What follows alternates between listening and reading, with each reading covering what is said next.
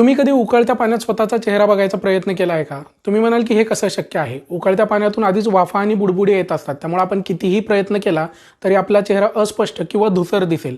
कदाचित तो दिसणार पण नाही. पण जर याच उकळत्या पाण्याला आपण थंड केलं, त्याला थोडं शांत होऊ दिलं तर आता मात्र आपला चेहरा स्पष्टपणे दिसायला लागेल.